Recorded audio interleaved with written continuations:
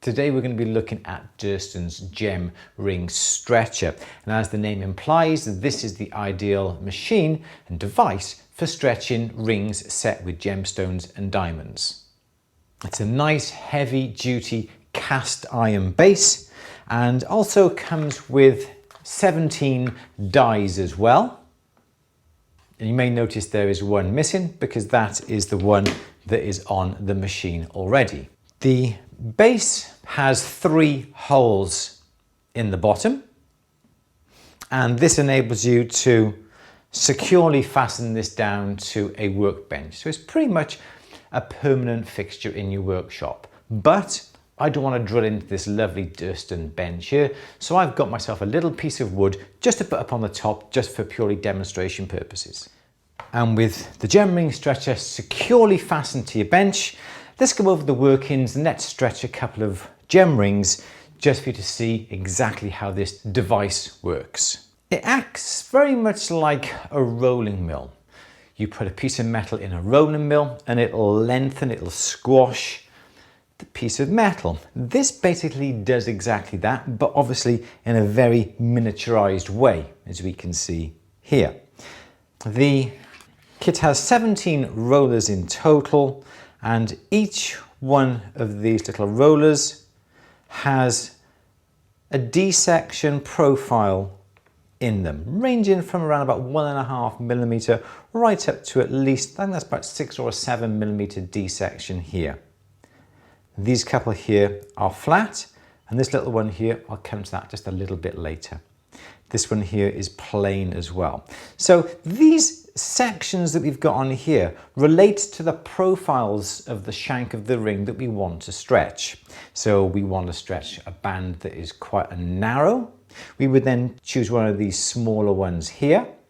If the band is very wide and it's a D section, we would come down to these here. And also if the band is a flat section, we would simply use this band here or these bands down the bottom here.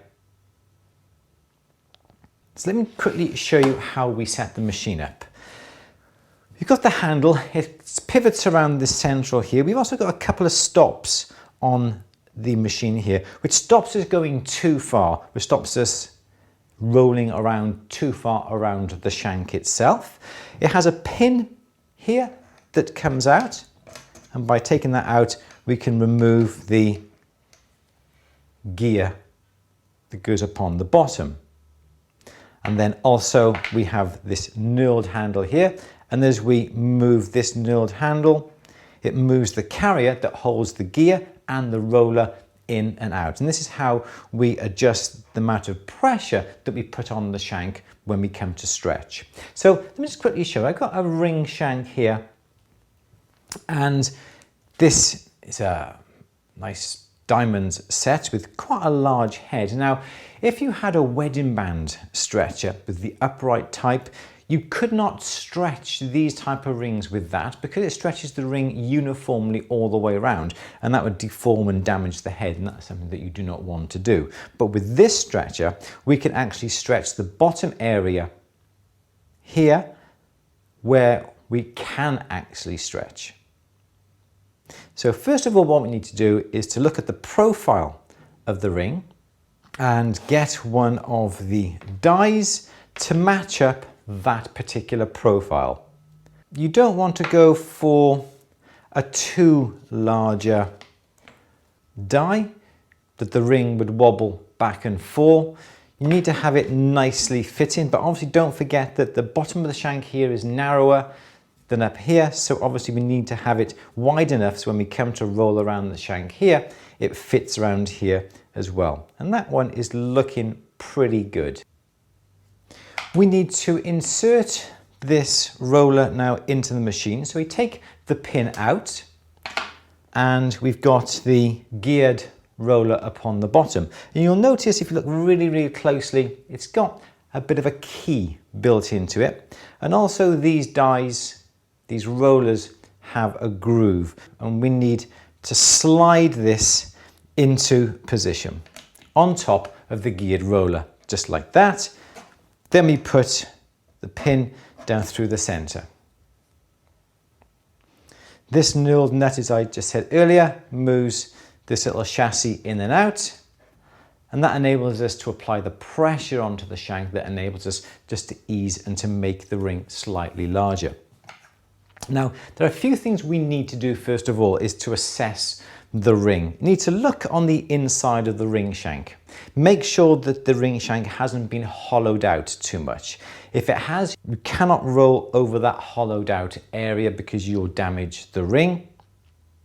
And also there may be certain limitations on looking on the inside of the shank here that will not enable us to roll that roller too far. And if that's the case, grab yourself a little marker, a little Sharpie, and if there are little areas, in fact there is an area here, you may be able to just about see it, is that there's a hollowed area here. So what we're going to do is just mark on the outside, not to go any further than those areas, otherwise we could end up damaging the ring. A few things also we need to take into consideration. Is the shank substantial enough to enable it to be rolled? Because obviously as we're rolling it, we're going to be making it slightly thinner. If the shank here is very thin, before we start, I wouldn't even consider using the gem ring stretcher because it's going to make it far, far too thin, and perhaps I would suggest to have a quarter or a half a shank put up on the ring. But we can take up a ring like this, perhaps half a size in the UK, perhaps a quarter size in the US with no problems at all. Anything more than that, you're going to be making that shank just that little bit too thin, and that really is not good practice. First of all, we need to make sure that the ring is the correct size that is written upon the repair packet. This is a size Q. We want to take this up half a size. So we put it over the central mandrel. We turn the roller here until it is just coming into contact with the ring. We've got our two marks upon the top where we've marked with our marker, so we know we don't go too far. Also, the guides on the machine here help with that as well. It does not let the roller go too far all the way around. We've got that into position. It's just coming in, just holding it. And then what we need to do now is just simply move the handle to one side and take it back on the other side. Just do it gradually to start off with. Unscrew here, put it onto the mandrel and take a quick look. It's hardly gone up anything, to be honest. Let's put it back on the top here and take it around a little bit further. Don't forget the shanks are usually tapered towards the bottom. So what you don't want to do is tighten it too hard right on the bottom of the shank and then roll it, because you're going to be thinning out the shank just that little bit too much. So that's the reason why I would just take it until it just holds it and then roll a little bit further around and a little bit further around this way. Bring it back and screw it and pop it onto the mandrel. And let's have a quick look. Well, there we go. Exactly half a size larger than the Q. What you may want to do, what you may find is that by rolling it, you may make the shank not quite round. So what I would be inclined to do then is get a rawhide or a rubber mallet and just tap the ring round so it's in contact with the mandrel all the way round. Also, what you may find is that when you're rolling it, you may get a little step from where it's rolled and where it hasn't rolled. Again, I would get a buff stick and just go over that little area just to smooth all those areas and blend them nicely in. And also on the outside of the shank, you may get like a little bit of a rippling as well. So again, we need to finish the ring. Now, this is not a substitute for stretching rings a huge amount of sizes.